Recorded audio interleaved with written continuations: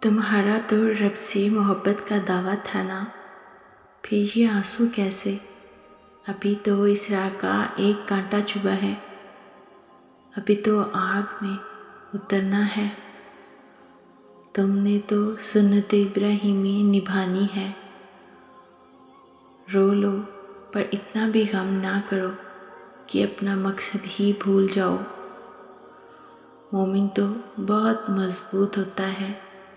یاد رکھنا تم نے جو رستہ چنا ہے یہ انبیاء علیہ السلام کا رستہ ہے۔ گھبراؤ نہیں، بے شک اللہ کی مدد قریب ہے۔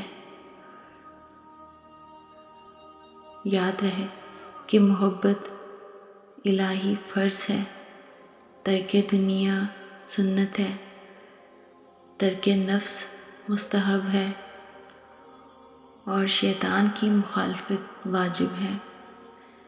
یہی وہ علم ہے جس کے متعلق حضرت محمد صلی اللہ علیہ وآلہ وسلم نے فرمایا، علم حاصل کرنا ہر مسلمان مرد و عورت پر فرض ہے۔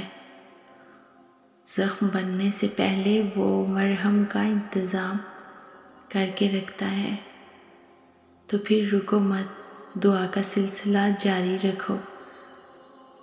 کن محبت ہے اس کی اور فیکون یقین کا فلسفہ ہے۔ محبت کرنے والوں کو وہ محبوب رکھتا ہے اور یقین رکھنے والوں کو وہ کبھی مقدر سے ہارنے نہیں دیتا۔ قرآن پاک میں اللہ پاک کا ارشاد ہے، اے فرزند آدم، میں نے سب چیزیں تیرے لیے بنائی ہیں اور تجھے اپنے لیے، بس تو اپنے آپ کو دوسروں کے دروازے پر رسوا مت کر۔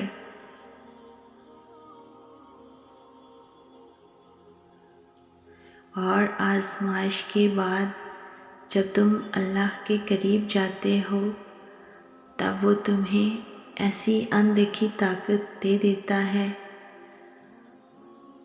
کہ تم ان تمام حالات سے نڈر ہو کر لڑ جاتے ہو جو تمہیں ناممکن نظر آتے ہیں۔ جانتے ہو وہ تمہیں اتنی ہمت کیوں دیتا ہے؟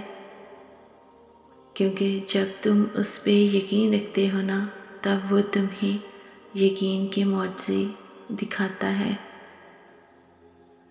جب تم اسے اپنے لیے کافی کر لیتے ہو نا، تب وہ تمہارے لیے کافی ہو جاتا ہے۔ اور اللہ تعالیٰ فرماتا ہے، جب انسان کو کوئی تکلیف پہنچتی ہے تو وہ ہمیں پکارتا ہے، پھر جب ہم اسے کسی نعمت سے بخشتے ہیں تو کہنے لگتا ہے کہ یہ نعمت تو مجھے میرے علم و تدبر کی بنیاد پر ملی ہے، بلکہ یہ تو آزمائش ہے، مگر ان میں سے اکثر لوگ نہیں جانتے۔